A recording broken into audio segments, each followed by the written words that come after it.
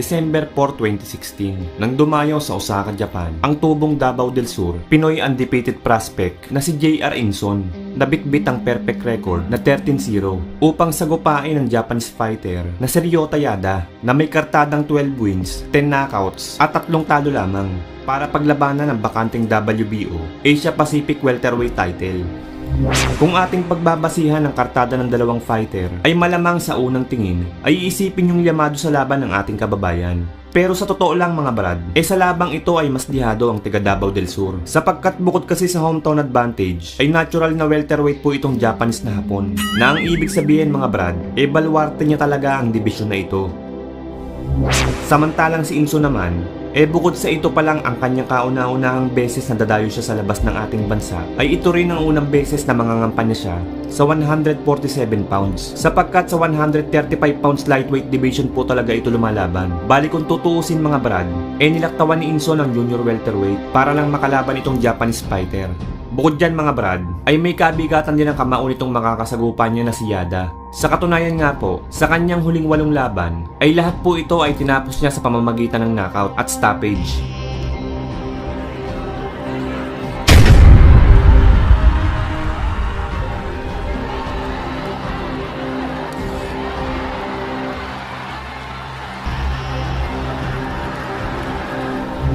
Sa naganap na weigh-in ng dalawang fighter ay tumimbang ang Hapon ng 146.5 samantalang ang dumayong Pinoy naman ay nasa 143 pounds lamang. Kaya naman pagdating sa bigat at laki ay dihado talaga ang Pinoy. Pero ganun pa man mga brad, kahit na tila pumasok sa kumunoy ang ating pambato ay nagawa pa rin naman itong manggulat sa laban. Sa early rounds ay nagpakita agad ng pagiging agresibo ang hometown fighter. Samantalang ang taga Davao del Sur naman ay tila nakikiramdam pa lang kung gaano ba kalakas ang kalaban.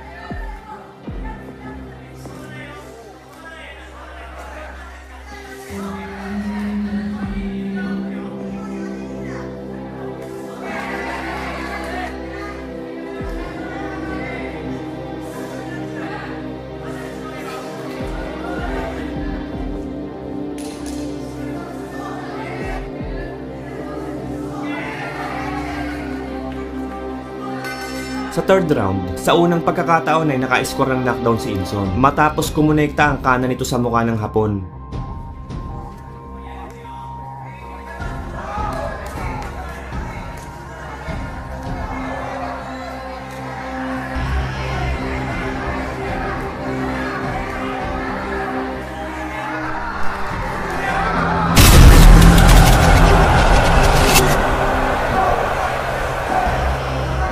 At bago mag-resume ang laban, ay tinawag muna ng referee ang doktor upang tignan ang cut sa kaliwang kilay ni Yada. Pero agad rin ipinagpatuloy ang bakbakan dahil ayon sa doktor ay maliit lamang ang bitak at hindi pa naman ito nakakasagabal sa paningin ng tiga Osaka.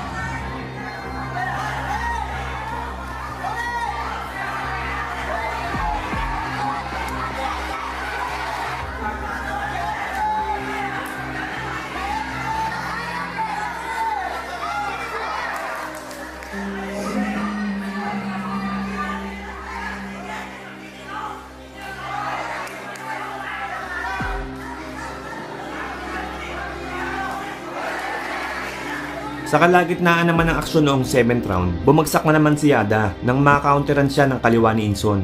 Pero katakataka na hindi ito binalangan ng referee.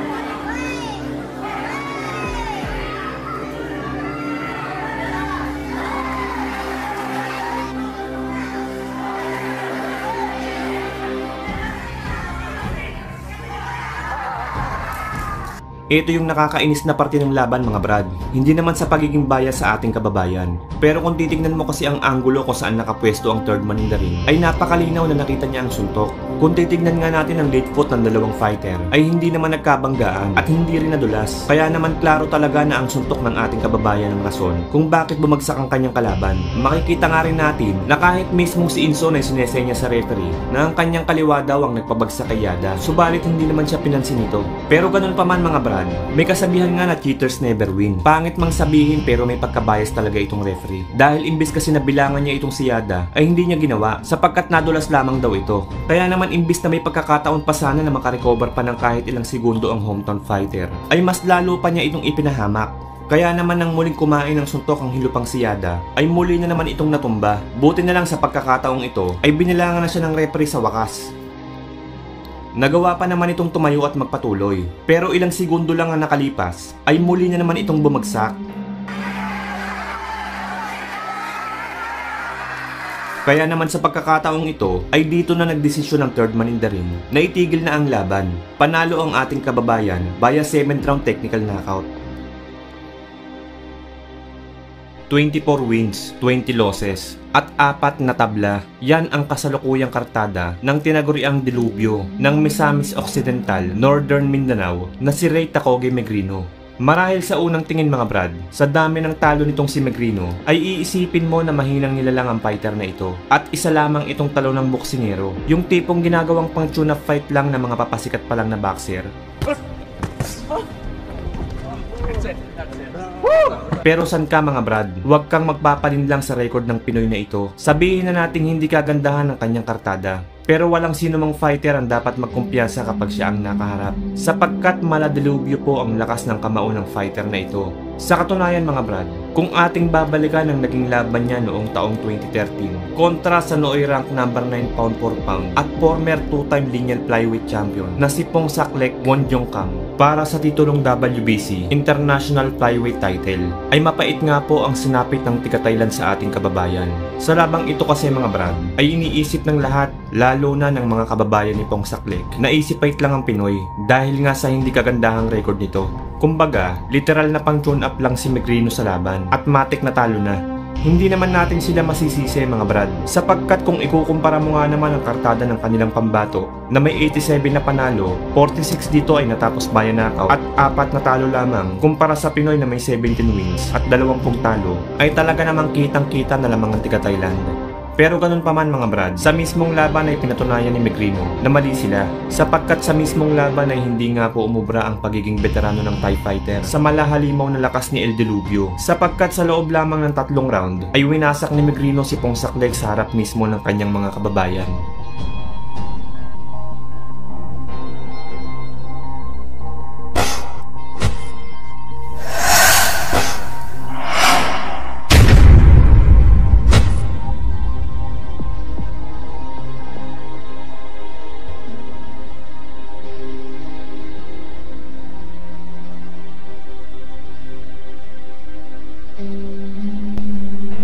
Finish him!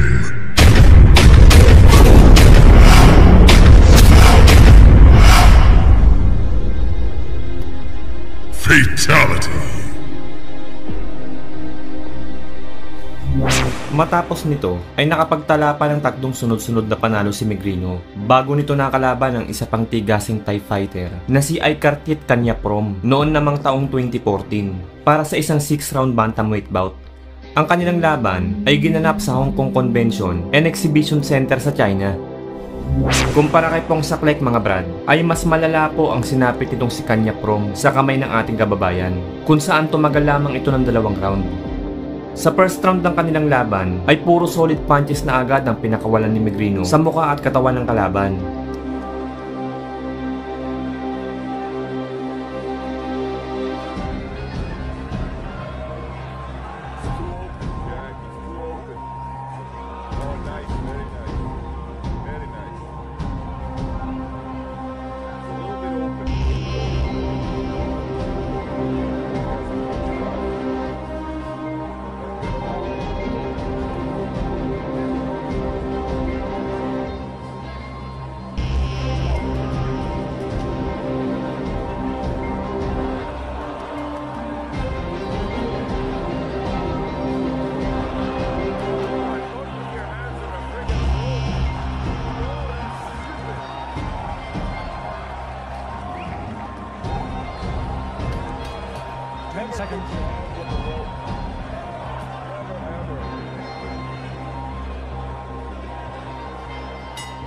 Pagdating naman sa round 2, halos 1 minuto pa lang ang nakakalipas, sa unang pagkakataon ay bumagsak ang taga Thailand matapos tamaan ng isang kanan.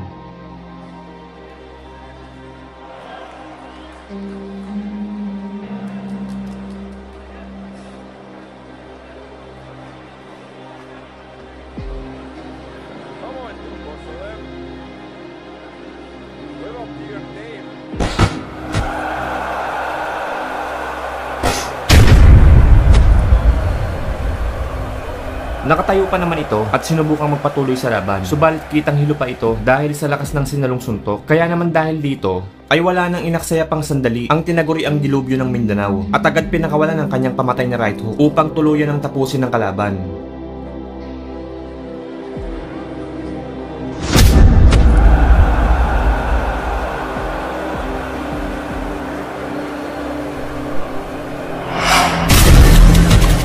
At dahil nga po sa tindi ng sinalong suntok ng tiga Thailand, ay literal nga po na nawalan ito ng malay. Kaya naman agad nang itinigil ng third man rin ang laban.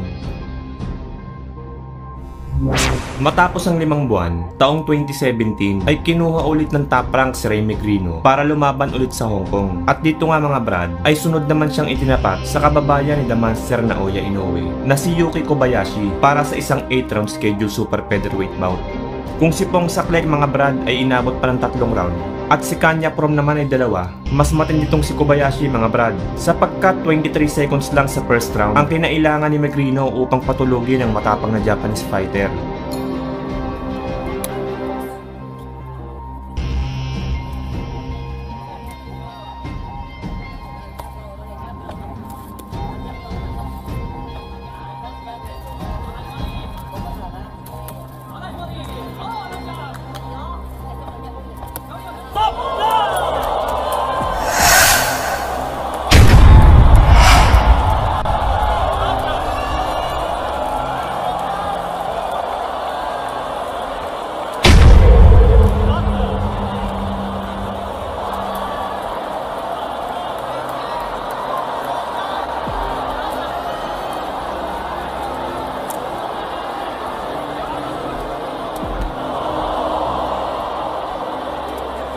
Matapos ang labang ito, ay hindi na muling nasilayan pa si Megrino sa ibabaw ng ring.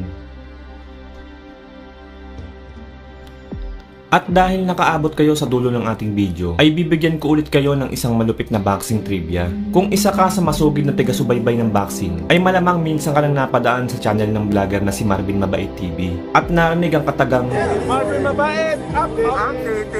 Kung gusto mong mauna sa mga latest update ng balita, mga trainings at weigh-in ng ating mga kababayan, gaya nila Yumer Marcial, Jerwin Ancahas, Donna Sultan, at marami pang iba, ay pwede mong bistahin ng kanyang channel. Pero para po sa mga hindi nakakaalam, alam nyo ba na itong si Marvin Mabait ay isang dating professional boxer? Way back 2014 ay naging rank number 3 sa WBC at nakakalaban niya lang naman ang Mexicanong si Carlos Cuadras para sa WBC Super Flyweight title, nakilala sa bansag na The Chabacano Disaster.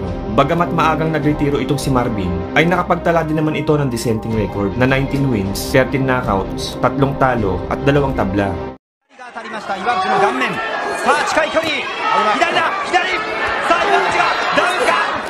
一つロックアウトを奪っているこの岩渕。これまで日本タイトルを3度防衛。危ない顔面を捉えている。リベラが一気に来た。止めました。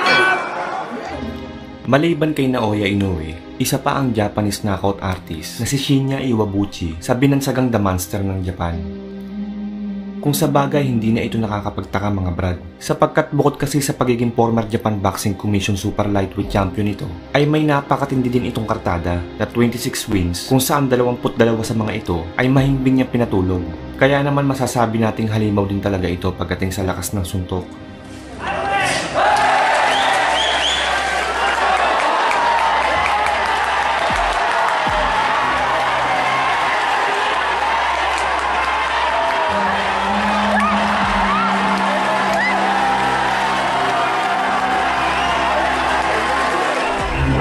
Kaya naman dahil dito ay nag-uumapaw ang kumpiyansa nito na kahit sinong makalaban niya ay knockout ang aabutin sa kanya.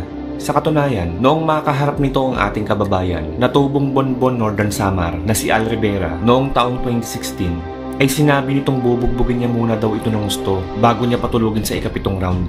Dagdag pa nito na kung hindi niya daw ito magagawa ay ipinapangako niyang magre-retiro na siya pagkatapos ng kanilang laban.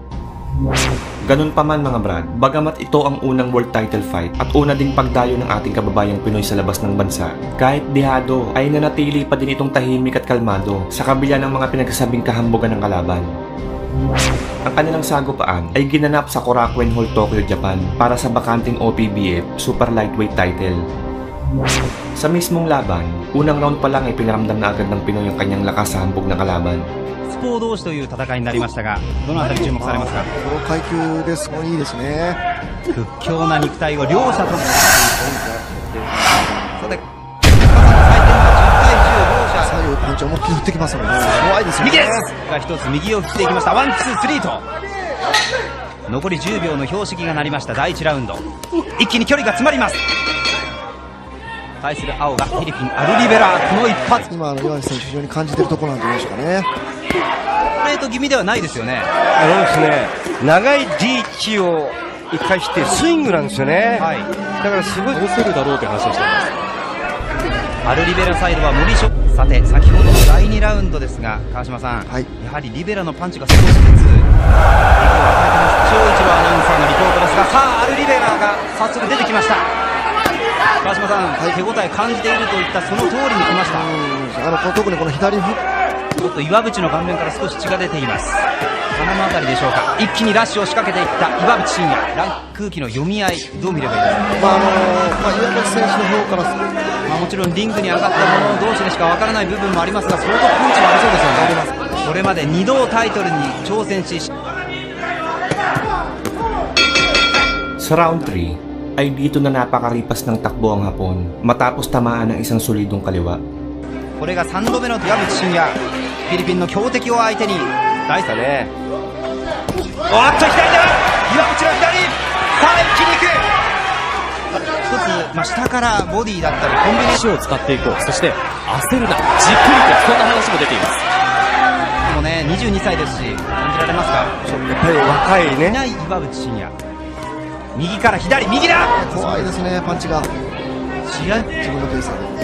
自分のペースでこの後できるかどうか。一つさあ近い距離、左だ左。さあ岩渕がダウンか。一つロープに助けられた状態。パンチはなんとかロープに助けられた岩渕真也、ピンチを迎えています。効いてますね。なんとかロープに助けられた。ラウンドは岩渕は距離を見ながら。さて川島さん、はい、このラウンド2回ダウンがありました。スイング気味で左でした。リベラの左、危ない、効いている効いている。岩渕がガードを下がっている。危ない、フラフラしている。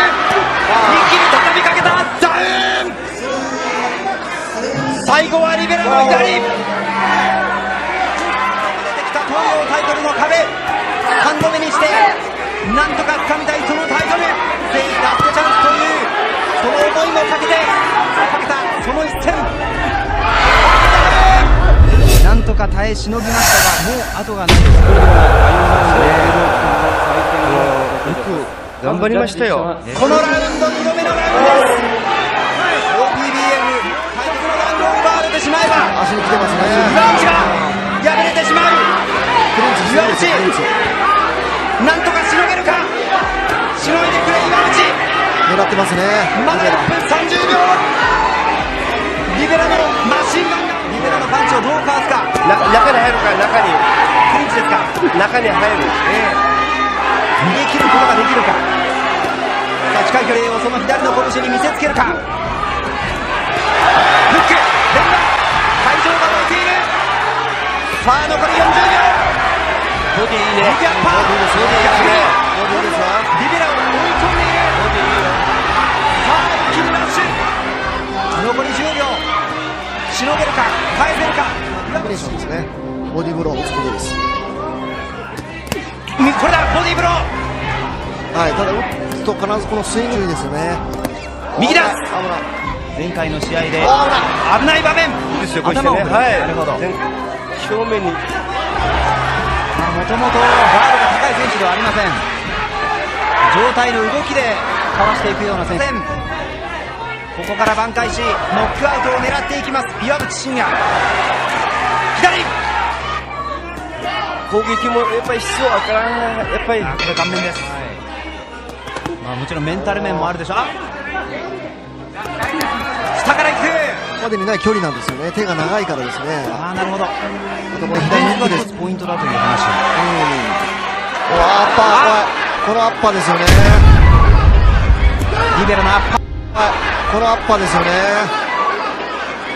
リベラのアッパーに対し岩渕が少し距離。岩渕としては具志堅さんこれ見えないという形なんでしょう。岩渕陣営なんですけれども、さすがにダメージはあるのでここは我慢。でもそんなコメントをしています。坂梨義久アナウンサーの岩渕サイド来たが、だがしかし右が飛んでくる。これまで12年間一緒に付き添ってきた絶対の信頼を受けいるカズ有川トレーナーの話を聞いてこのラウンドに上がっています。ジャブ、左だ。左フックです。ジャブで誘っといて左のフックですよね。右のフックです。で左のフックです。多彩なパンチを見せますリベ。岩渕なんとかしのいで後半勝負に持ち込めるか。第7ラウンドのゴングを聞きました岩渕真也。これまで2度のダウンを奪われています。さあ栄養の4位に位置しているリベラ。左フック。この左フックもらってるんですよね。だからもう少し右のガードを上げることが大事なんです。左のストレート今出ました。これです。本タイトルを3度防衛。危危ないない。顔面を捉えているリベラが一気に来た。止めた。止めました。最後はMatapos ang laban, ay tila kabaliktaran ang naging resulta ng prediksyon ng Hapon sapagkat imbis na ang Pinoy ang patulugin niya sa laban, siya ang umuwing luhaan. Dahil sa kayabangan, tuluyan ang nagretiro si Shinya Iwabuchi at hindi na muli pang nakitang lumaban sa ibabaw ng parisukat na lona. Kung nagustuhan mo ang bidyong to, ay huwag kalimutan mag-like, share, subscribe at pakikalimbang mo na din yung kampana para pag nag-upload ako ay isa ka sa mga una makakapanood.